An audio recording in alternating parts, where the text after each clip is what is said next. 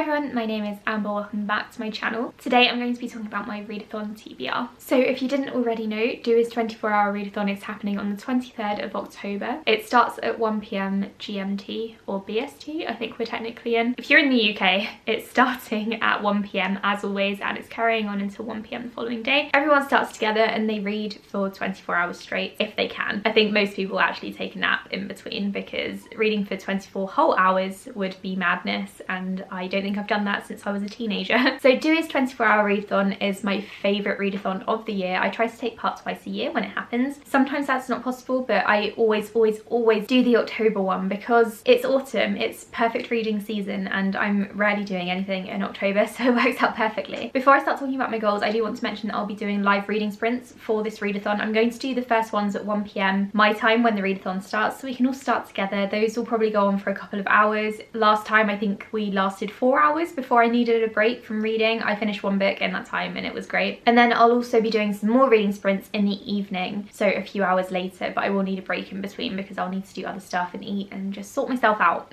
I'm not going to be reading for that whole time. I haven't decided if I'm going to be doing reading sprints afterwards on Sunday morning yet, but I'll see what the vibe is, see if anyone wants them, and then also see how I'm feeling after hours and hours of reading. So as for my goals for this readathon, I'm hoping to finish at least one book because that's normally my goal. Sometimes I finish 2 or 3, but it depends on the book really. So number 1 on my list is the book that I'm going to be focusing on the most, at least I think so if I discover that it's a really quick read, and that is Kill Creek. So this is a horror book, adult horror. It's about an author or a writer, I believe, who goes to stay the night at this creepy haunted house that's at the end of this street. I don't know if it's actual paranormal horror or if it's more human horror and he gets attacked by an actual person, but it says here on the back that there's an entity in one of the world's most notorious haunted houses. So I think this sounds good. I think it's going to be really scary. At least I hope it is, because I want something creepy for the spooky season. I've also just noticed the 2 silhouettes of people here, which I've never noticed before, but that's great. I'm also trying to figure out if this is self-published because it's got the Launchpad logo on here, and I don't know if that's self-published or indie, but either way, that's really good. I'm very much looking forward to reading this one. I've got such high hopes for it, and I haven't actually hauled this one yet, but I will in my next book haul, so you're seeing a sneak peek. And then I thought maybe I would be in the mood for a thriller, so I'm going to read a thriller next, and I can't decide between 2 books. The first one is Such a Quiet Place by Megan Miranda. The next one is You'll Be the Death of Me by Karen M. McManus. So Such a Quiet Place is an adult thriller, domestic thriller. It's about a small town. I love small town vibes, and I think I'm going to really enjoy it. I saw that Books and Lala, Kayla, read it recently and loved it. She gave it 4 stars, and I just really want something cozy and thriller-y, psychological,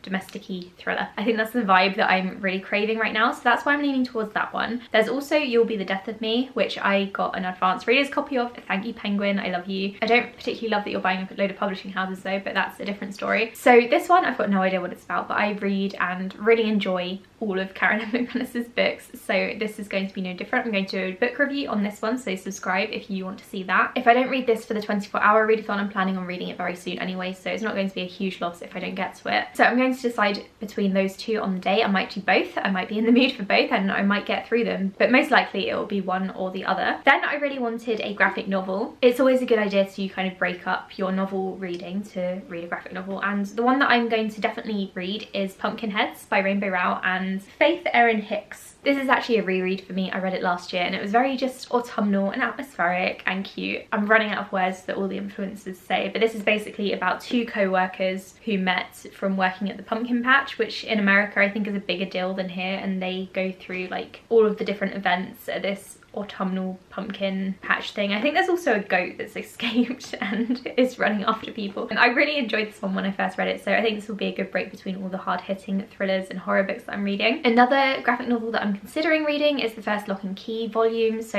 this is again a reread for me, but I kind of want to reread the entire series before I watch season 2 of the show, which I think is coming out very soon if it's not already out now. I love this series. I gave the first one 5 stars, I think, maybe 4, but it's fantastic. It's honestly brilliant. It's got the best villain I think I've ever seen, and that's saying something. So I might read Lock and Key if I really feel like it, or if I need something quick and snappy, but also something really dark, because I don't know what I'm going to be in the mood for in a couple of days, who knows. And then this last book is probably the most ambitious of the bunch, I think. It's just a maybe. I'm not sure I'm going to get to it, but it's there if I want to, and that is Lovecraft Country. So I don't know much about this one. I know that it's about a guy who comes back from some kind of war and his father is missing, so he has to go looking for his father. And I don't know if it's kind of like, again, a paranormal horror, if it's magic-y, but again, it's something that I really want to read, and I want to check out the show as well once I've read it. My partner is currently reading it now, and he isn't very far through, but I think he's enjoying it. I'm expecting this to be really good, but it might not be the correct kind of book for a 24-hour readathon, so I don't know about this one just yet. That's why it's bottom of my list, but it's a possibility just in case I'm in the mood for it. So